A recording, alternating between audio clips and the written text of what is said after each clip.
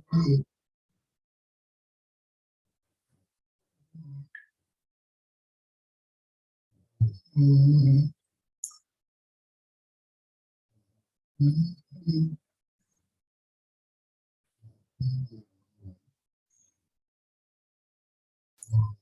Friends. मैं doctor Awadhesh Kumar Dubey. Economics की classes में स्टूडेंट्स आपका स्वागत है। आज हम जिस विषय पर चर्चा कर रहे हैं वो विषय हमारा है पैमाने का प्रतिफल, जिसे हम लॉन्ग टर्म प्रोडक्शन फंक्शन के नाम से भी जानते हैं। लॉन्ग टर्म प्रोडक्शन फंक्शन आशय है जहां पर दीर्घकाल में उत्पादन फलन की व्याख्या होती है। छात्रों, दीर्घकालीन उत्पादन फलन की बात जब हो रही हो तो दीर्घकालीन उत्पादन फलन अल्पकालीन उत्पादन फलन का ही योग होता है। कई अर्थशास्त्रियों ने इस विचारधारा को स्पष्ट किया था। उनका अपना मानना था कि अल्पकालीन उत्पादन फलन में जो बेस्ट कॉम्बिनेशन, जो उत्कृष्ट संयोग की प्राप्ति होती है, उत्कृष्ट अनुपात की प्राप्ति होती है, उसी उत्कृष्ट अनुपात को दीर्घकाल में कंटिन्यू किया जाता है, आगे बढ़ाया जाता है। और उस स्थिति में जो उत्पादन का प्रतिफल प्राप्त होता है, जो पैमाने का रिटर्न्स प्राप्त होता है, उसे दीर्घकालीन उत्पादन फलन, या उसी पैमाने को जब आगे बढ़ाते हैं तो जो प्रतिफल प्राप्त होता है उसे पैमाने के प्रतिफल के नाम से जाना जाता है। तो आज की क्लासेस में छात्रों हम इसी विषय पर चर्चा करेंगे कि अल्पकालीन उत्पादन फलन का योग, जो हमारा पैमाने का प्रतिफल है, जिसे हम दीर्घकालीन उत्पादन फलन कह रहे हैं, ये क्या है, इसकी परिभाषाएं क्या हैं, और इससे संबंधित जो इसके प्रकार हैं, जो इसकी अवस्थाएं हैं, उनके बारे में चर्चा हम करेंगे।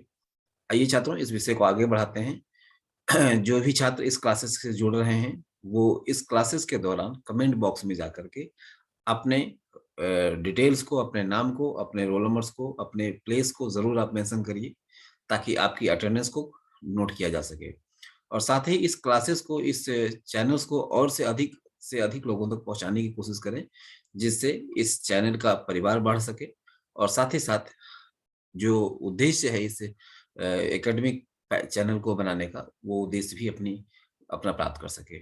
आइए छात्रों, इस विषय को स्टार्ट करते हैं और पैमाने के प्रतिफल से जुड़ा हुआ अध्ययन लेते हैं। जैसा कि आपके सामने स्पष्ट है, पैमाने का प्रतिफल, पैमाने का प्रतिफल से आशय ही है छात्रों, पैमाना वह पैमाना जो अल्पकाल में उत्पादन की प्रक्रिया के दौरान तय कर दिया गया था। अल्पकाल की उत्पादन की प्रक्रिया में जो विशिष्ट संयोग की प्राप्ति हुई थी, उसी विशिष्ट संयोग को हम पैमाने का प्रतिफल कहते हैं, उसी विशिष्ट संयोग को हम पैमाना कहते हैं। पैमाना वह है जो अल्पकाल में एक बेस्ट कॉम्बिनेशन के रूप में प्राप्त हुआ था। उसी पैमाने को आगे बढ़ाने की प्रक्रिया के दौरान जो प्रतिफल की प्राप्ति होती है, उसे पैमाने का प्रतिफल कहा जाता है। इसे सैद्धांतिक रूप से हम इस तरीके से लिख सकते हैं, आपके सामने स्क्रीन पर स्पष्ट है। पैमाने का प्रतिफल दीर्घकालीन विचारधारा है।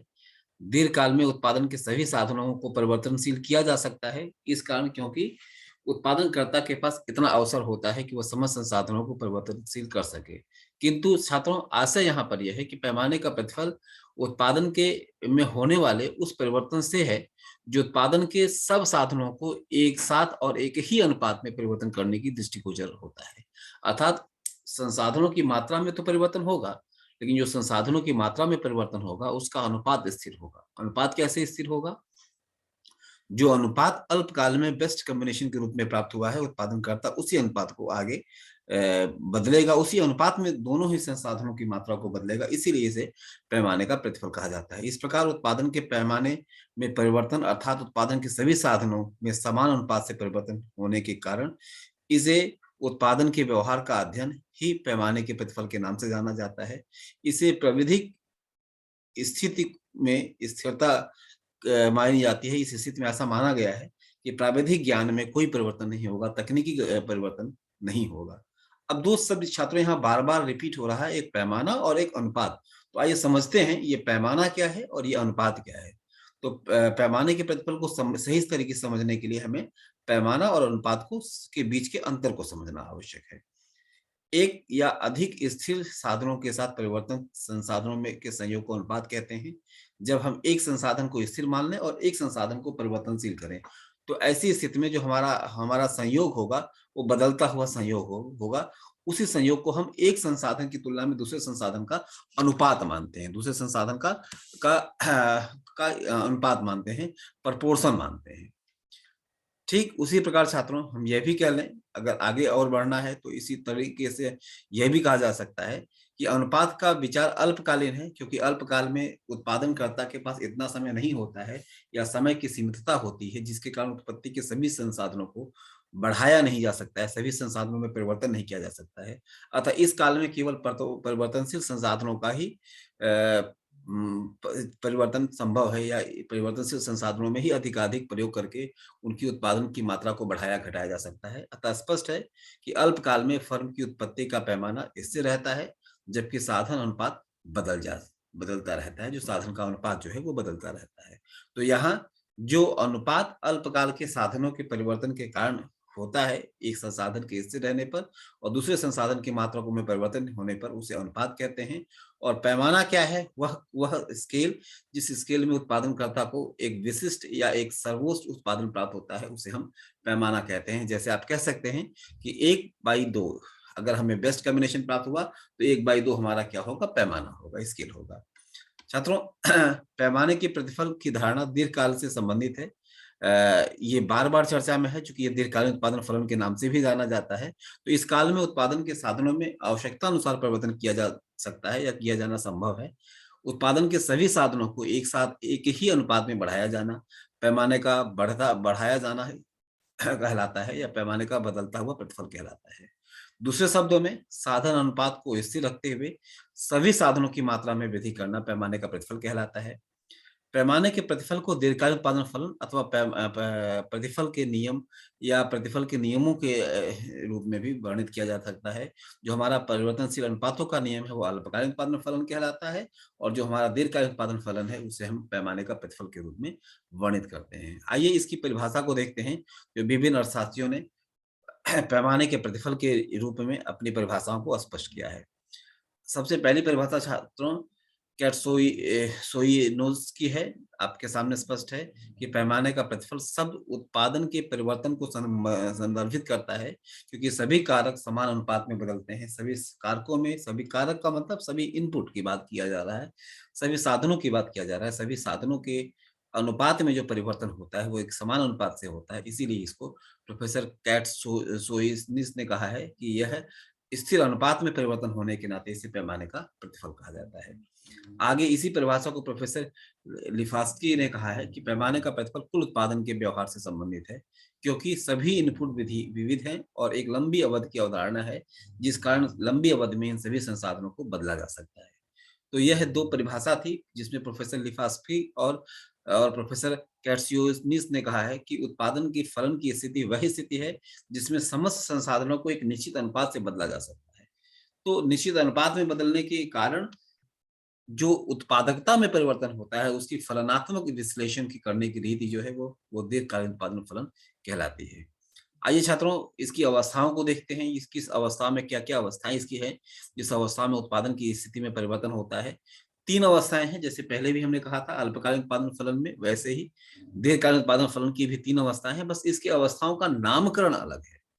जब कभी साधन के को समान अनुपात में बढ़ाया जाता है, तो प्राप्त प्रतिफल की निम्नलिखित 3 अवस्थाएँ प्राप्त होती हैं, जैसा आपके स्क्रीन पर स्पष्ट है। पहला है पैमाने का बढ़ता हुआ प्रतिफल, दूसरा है पैमाने का स्थिर प्रतिफल और तीसरा है पैमाने का घटता हुआ प्रतिफल। आइए इस पैमाने के प्रतिफल की एक-एक स्थिति को देखते हैं और रेखा चित्र के द्वारा स्पष्ट करते हैं। छात्रों, पैमाने का बढ़ता हुआ जो प्रतिफल है, उसकी व्याख्या के रूप में आपके सामने स्पष्ट है कि उत्पादन के पैमाने में बढ़ाए जाने पर यदि कुल लागत में वृद्धि, साधन की गई वृद्धि अधिक है, तो इसे पैमाने का बढ़ता हुआ प्रतिफल कहा जाएगा। अर्थात जो हम साधन की मात्रा में परिवर्तन कर रहे हैं, जिस अनुपात से हम साधन की मात्रा में परिवर्तन कर रहे हैं, अगर उस अनुपात की तुलना में हमें प्राप्त होने वाला साधन उससे अधिक अनुपात में प्राप्त होगा, तो उसे हम वृद्धिमान प्रतिफल कहते हैं। जैसे हमने हमने जो साधन की मात्रा को बढ़ाई, उससे अगर हमें कहीं अधिक उत्पादकता प्राप्त होगी, उससे प्राप्त होने वाली उत्पादकता अगर बढ़ती हुई दर से प्राप्त होगी, तो उसे हम बढ़ते हुए वृद्धिमान पैमाने का प्रतिफल कहते हैं। उदाहरण के लिए, यदि सभी साधनों को 10% वृद्धि किए जाए और प्राप्त होने वाली उत्पादकता हमें 15% प्राप्त हो, तो यह पैमाने का बढ़ता हुआ प्रतिफल है। आइए इसे रेखाचित्र के द्वारा देखते हैं। आपके सामने रेखाचित्र के रूप में स्पष्ट है। साधनों की मात्रा को अगर आप देख सकते हैं, तो आप यहाँ पाएँगे साधन की मात्रा 1 है और इधर कैपिटल 1 है और लेबर 1 है। कैपिटल की मात्रा 2 कर दी गई है और लेबर की मात्रा भी 2 कर दी गई है। इसका मतलब कैपिटल और लेबर दोनों ही साधनों की मात्रा में समान रूप से परिवर्तन किया गया है। लेकिन जो उत्पादकता है, जब हमने एक कैपिटल और एक लेबर को बनाने की बात की है, जब हमने एक कैपिटल और एक लेबर को यूज करने की बात की है, तो उस समय हमें इस आईक्यू रेखा पर, आइसोक्रोन रेखा पर प्राप्त होने वाली उत्पादकता 10 है। लेकिन जब हम संसाधन की दोगुनी मात्रा यूज कर लेते हैं, मतलब एक के बजाय 2 कैपिटल और एक लेबर के बजाय 2 लेबर यूज कर लेते हैं, तो ऐसी स्थिति में हमारे कैपिटल में और लेबर में परिवर्तन दोगुना हुआ है। तो इसका मतलब हमारी उत्पादकता अगर 10 से 20 होती तो हमें समता प्रतिफल प्राप्त होता, लेकिन यहाँ उत्पादकता हमें 10 के से 20 के बजाय 20 से 25 को प्राप्त हुई है, 10 से 25 प्राप्त हुई है। तो साधन की मात्रा में 2 गुना परिवर्तन है, जबकि उत्पादन की मात्रा में 2.5 गुना परिवर्तन है। तो उत्पादन की मात्रा में प्राप्त होने वाला परिवर्तन कहीं अधिक है, इसीलिए इसको बढ़ते हुए पैमाने का प्रतिफल कहते हैं।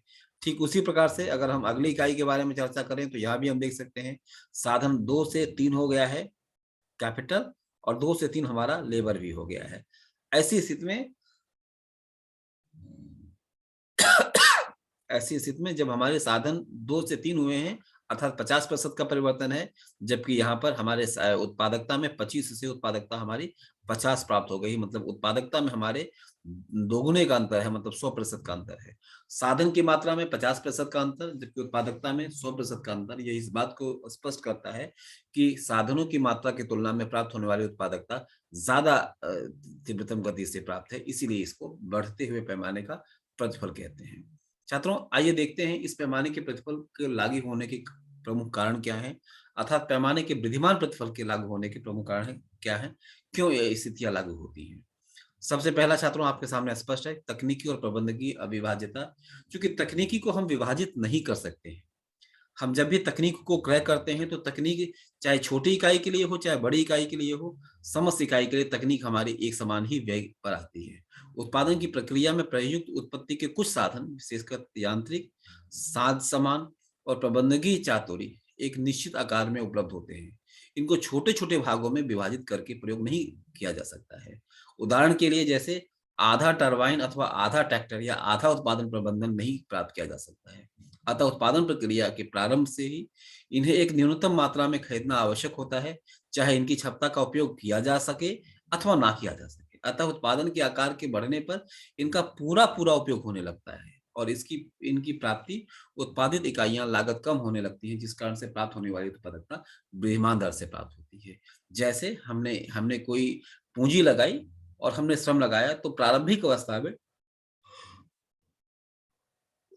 जब हम श्रम की मात्रा में परिवर्तन नहीं कर सकते हैं, तो ऐसी स्थिति में हम एक कैपिटल का पूर्णतः प्रयोग नहीं कर पा रहे हैं अल्पकाल में। लेकिन जैसे जैसे हम साधन को बढ़ाते जाते हैं, अनुपात बढ़ाते जाते हैं, वैसे वैसे हमारी तकनीक और प्रबंधन की क्षमता, जिसे हम लोगों ने स्थिर मान लिया है, उस स्थिर स्थिर लागतों का पूर्ण दोहन होने लगता है। जब उनका पूर्ण दोहन होने लगेगा, तो उत्पादन की मात्रा में स्वतः ही परिवर्तन देखने को प्राप्त होगा। इसी परिवर्तन को के कारण जो है पैमाने का विद्यमान प्रतिफल प्राप्त होता है। ये तो पहला कारण था। छात्रों, आइए देखते हैं दूसरे कारण के बारे में, जो हमारे उत्पादन के बढ़ते हुए प्रतिफल के लिए जिम्मेदार है। दूसरा है तकनीकी और प्रबंधीय अविभाज्यताएं।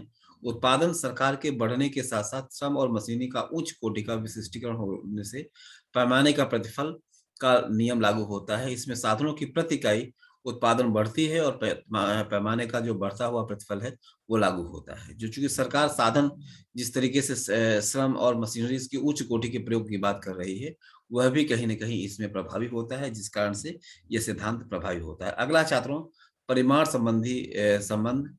प्रोफेसर वामोल के अनुसार पैमाने के बढ़ते प्रतिफल का प्रमुख कारण परिमाणात्मक संबंध है। जब श्रम और पूंजी की इकाइयां बढ़ाई जाती हैं, तो प्रारंभ से इनकी वृद्धि के अनुपात में लाभ प्राप्त होता है, क्योंकि निष्क्रिय जो संसाधन की निष्क्रियता है वो समाप्त हो जाती है और उत्पादन में निरंतर वृद्धि देखी जाती है।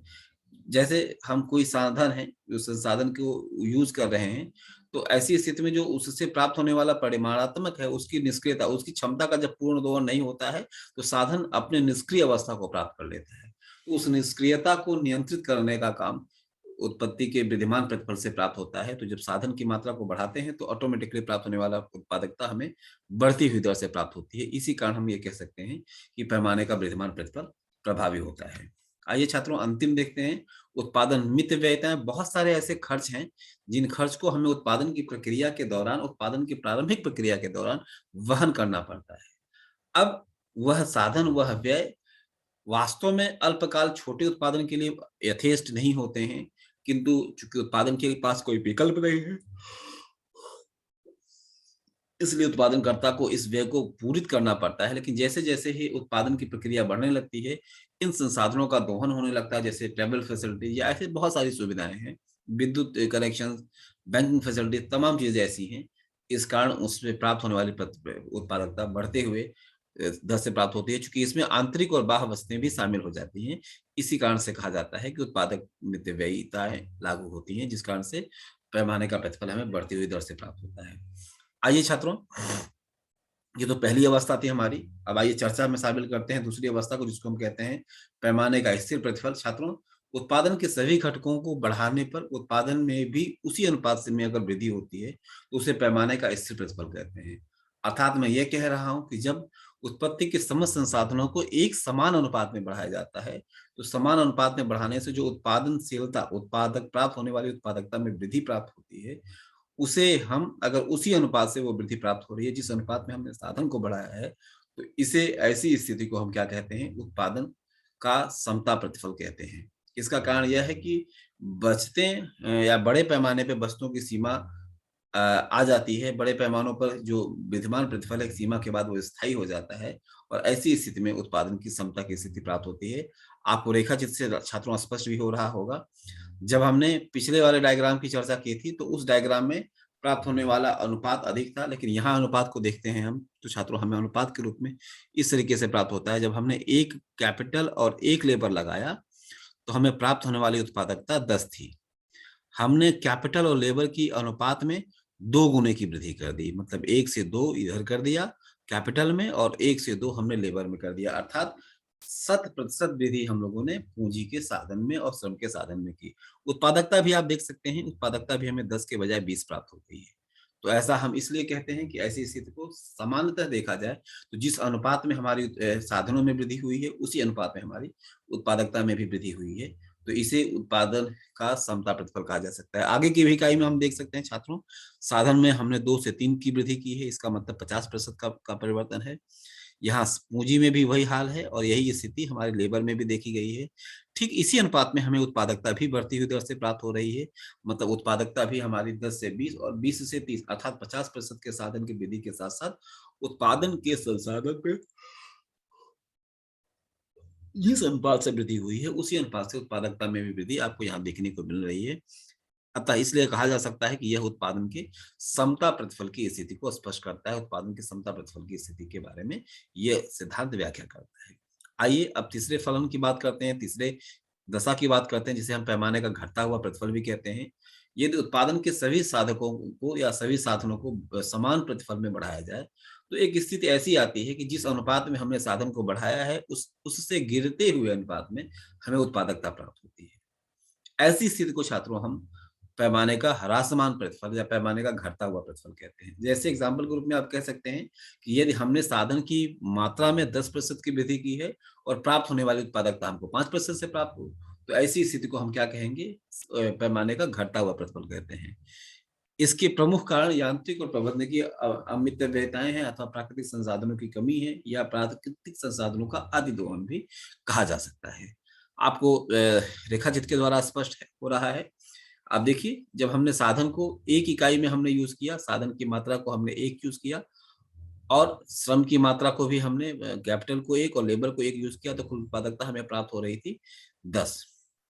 हमने पूंजी की मात्रा को जस्ट दुगुना कर दिया, 2 कर दिया, और श्रम की मात्रा को भी हमने जस्ट दुगुना कर दिया, 2 कर दिया।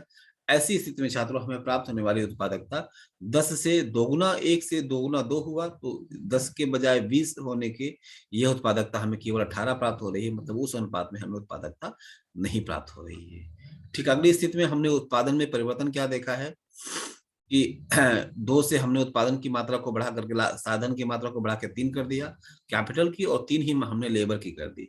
ऐसी स्थिति में हमें यहाँ उत्पादकता 18 का 50% मतलब साधन में तो 50% का परिवर्तन हुआ है, यहाँ 18 का 50% मतलब 9 साधन की मात्रा में वृद्धि होनी चाहिए थी, जबकि इसके अंतर्गत जो वृद्धि दर्ज की गई वो केवल 6 मात्रा की गई है।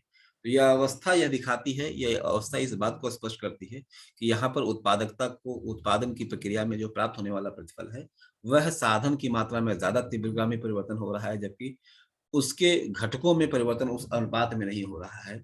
मतलब साधन में तीव्रतम परिवर्तन हो रहा है, जबकि उत्पादन की मात्रा में परिवर्तन तीव्रतम नहीं हो रहा है। जिस अनुपात में साधन की मात्रा में परिवर्तन किया गया है उस अनुपात में उत्पादकता में परिवर्तन नहीं देखा गया है। तो ऐसी स्थिति को हम क्या कहते हैं, पैमाने का घटता हुआ प्रतिफल कहते हैं। आइए इस तीनों स्थिति को एक साथ तालिका के द्वारा और रेखाचित्र के द्वारा देखा जा सकता है। ये पहली अवस्था है जहां पर हमने अनुपात हर जगह हमारा एक है, 1/2, 2/4, 4/8, 8/16, 16/32, 32/64, 64/128। हर जगह आप देखेंगे तो रेशियो जो हमारा है वो 1-2 का ही बना हुआ है। ऐसी स्थिति में प्रारंभिक इस 4 अवस्था में देखिए बढ़ता हुआ प्रतिफल प्राप्त हो रहा है। जब हमने साधन की मात्रा को 1/2 किया तो उत्पादकता हमें 2 प्राप्त हो रही थी। ठीक उसी स्थिति की अगर हम आपसे बातें करें, उसी स्थिति को और हम आगे बढ़ाने की बात करें, तो जब हमने साधन की 1/2 की बात की थी तो उत्पादकता हमें 2 प्राप्त हो रही थी। लेकिन जब हमने इसकी इसकी मात्रा में जो हमने परिवर्तन किया वो 2 गुना परिवर्तन कर दिया, तो उत्पादकता 2 से 4 के बजाय हमको 2 से 6 प्राप्त हो गई। मतलब इस स्थिति को अगर हम देखें तो यहाँ हमें जो उत्पादकता प्राप्त हो रही है वह साधन 2 गुना होने के बाद, जबकि उत्पादकता हमारी 3 गुना मतलब 200% में वृद्धि दर्ज की गई है। तो ऐसी स्थिति को हम क्या कहेंगे, वृद्धिमान प्रतिफल की बात करेंगे। ठीक अगले इकाई में भी हमने साधन की मात्रा को दोगुना कर दिया, 2 वाले आधा साधन को हमने 4 कर दिया और 4 वाले साधन को हमने 8 कर दिया।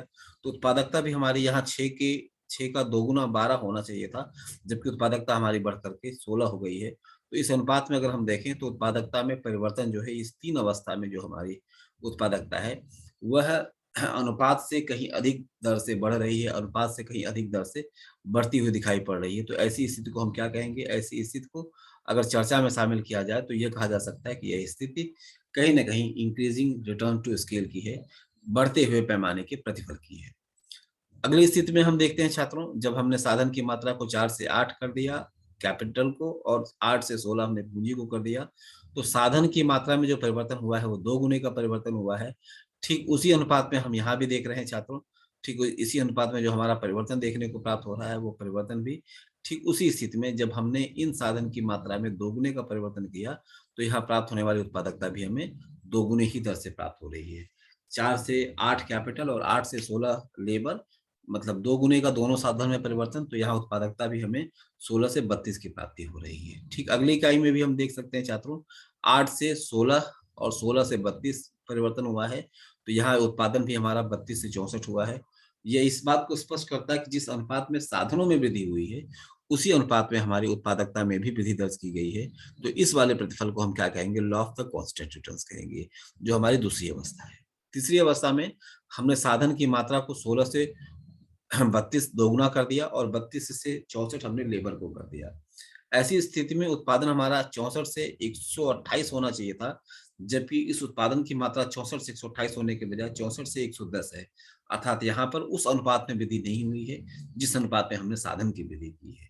तो इसे क्या कहेंगे, लॉ ऑफ डिमिनिशिंग ऑर्डर कहेंगे, घटते हुए पैमाने का प्रतिफल कहेंगे। अगली इकाई में भी हम देख सकते हैं, हमने पूंजी की साधन की मात्रा को दोगुना किया है, 32 से 64 और 64 से 128 किया है, मतलब जस्ट दोगुना साधन की मात्रा बढ़ी है।